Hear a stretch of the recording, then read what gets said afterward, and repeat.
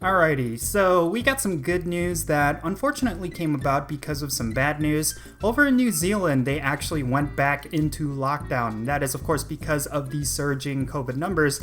And Niantic decided to revert the Pokéstop interaction distance back to 80 meters in New Zealand. Now, this is good news for New Zealand players, although I would rather not be in lockdown right now. I mean, it's been such an up and down year, and it would just really be terrible if you were to end the year in a lockdown. And yeah, so I feel for my New Zealand players out there, but in general, this is a very interesting thing to happen because Niantic has been closely monitoring the situation, at least according to their words, and this seems to be a big sign of that, although a lot of players are speculating there's a lot more going on behind the scenes, and that's what I'm going to be talking about in this video. So let's roll the intro and get right into it.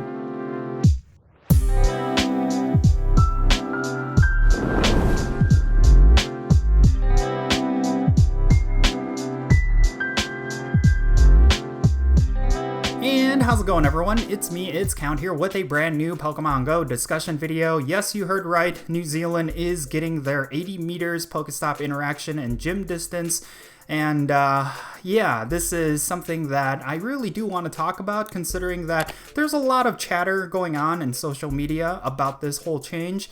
And I really think there's a lot of good points being brought up. I think the one key thing that a lot of players are pointing out is that when it comes to the United States, COVID numbers are actually surging once again. And this is, of course, because of the Delta variant. Regardless of vaccination rates, it looks like COVID is making a big resurgence. And this is something that Niantic has seemingly ignored because, of course, when it comes to New Zealand and them going back into lockdown, Niantic's response was extremely swift. But of course, this lockdown was government mandated, but the United States has still not mandated a lockdown of any kind, so naturally Niantic seems to turn a blind eye to the surging numbers. Now, I do think this is very concerning because when it comes to Niantic, it seems they're less interested in just general numbers and statistics regarding COVID, and they're more interested in protecting themselves legally, because over in New Zealand, there is a chance that because this is government mandated, that they would have been sued by the government if they did not impose any of these pandemic bonuses back into the game. I mean, the game is encouraging you to go out and play, and with the removal of these pandemic bonuses,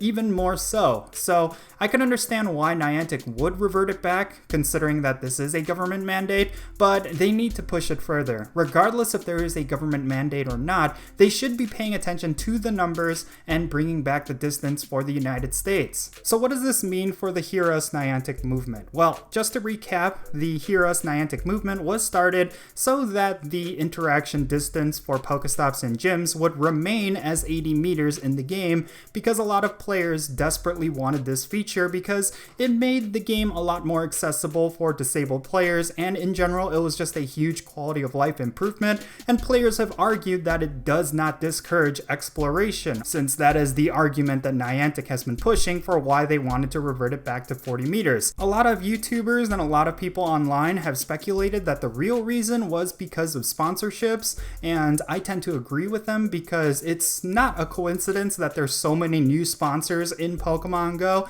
and suddenly they decided to revert it back to 40 meters. I mean, if it comes down to it, sponsors are going to pay more money if there is a lot more foot traffic to their stores, so I can understand why Niantic would want to revert it back so that they could push players to go to these sponsored stops and gyms. But if you look at New Zealand and the case of them getting back their 80 meters, it's pretty obvious what's going on here. I mean, New Zealand is lacking in sponsored stops and gyms compared to the United States, and it's going to be really easy for Niantic to flip the switch for New Zealand. However, for the United States, it will likely cost them sponsorship money, and that is the reason why they would rather not do that. Even though the COVID numbers are surging here in the United States, it just seems like a really scummy move from Niantic, and I really do hope they realize that their player base is a lot smarter and a lot more cognizant of these sort of things. I mean, yes, I totally understand that this is all speculation and I could be completely off the mark here, but the evidence is just overwhelming. I mean, if you just look at it, the pattern is there. Every time there is something related to sponsors, Niantic will push things in the game to focus in on those sponsors, and I really do think this is one of the cases where that is completely true. Now, where do we go from here? Well, I think the Hear Us Niantic movement is still underway. A lot of players have still not forgotten that on September 1st, we're going to see some action from Niantic. And then, of course, recently it's been announced that a bunch of content creators and community leaders have been contacted by Niantic and will be providing their feedback. So Niantic is doing something, although a lot of players will argue that they're not doing enough, and I tend to agree with that. But I do think that Niantic needs to take a better response with the COVID pandemic because it is resurging here in the United States. So even if they were to do it temporarily, I do think they need to increase the 80 meters here in the United States. Regardless if there are sponsorships or not, I do think that they need to take care of their players, and the safety of the players should be their primary concern as opposed to receiving a couple more dollars on the dime. Because yes, regardless if we want to believe it or not, sponsorships are the main source of revenue for Pokemon Go and Niantic. I know a lot of players want to boycott Niantic and go on a spending freeze, and yes, that will certainly hurt Niantic's bottom line, but in general, I do think we have to be cognizant of the fact that sponsorships are where Niantic makes all of their money. It's been that way since the beginning. I mean, I've been complaining about it pretty much since the release of EX raids, because in my point of view, that was just a huge money grab for Niantic, considering that a vast majority of EX raids were happening at sponsored gyms. Like, it was very clear to me that this was more of a ploy to get more money from their sponsors. So yeah, I think this is another case where this is following suit,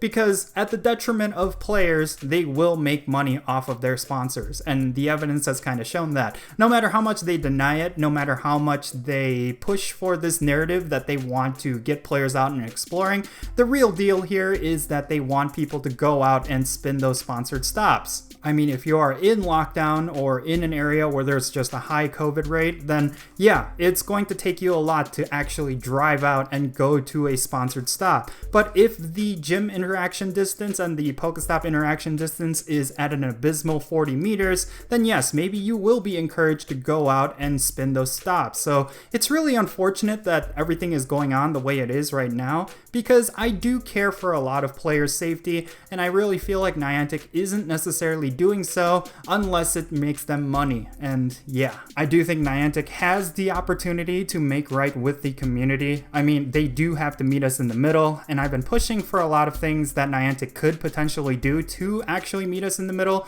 Sure, we don't necessarily need to go back to 80 meters. Maybe they could make it 60 meters and it would still help out players all around the world. So I don't know. I mean, it's just really, the ball is in Niantic's court, and I really hope they make the right moves to make right by the community. But yeah, that's going to be it for this video. I just want to make a quick update regarding the Hear Us Niantic movement and talk about the developments over in New Zealand. I really feel for the New Zealand players. I mean, in case you didn't know, the New Zealand players are the first to get everything in Pokemon Go, mainly because of time zones. The beginning of the day actually happens in New Zealand, so of course, when it comes to events and when it comes to certain things in Pokemon Go, New Zealand is typically the first country to get these sort of features. So I definitely feel for them because they are just very valuable in the Pokemon Go community. And I have to say, for a country that small, they have a huge community of active players, and that's really exciting to see.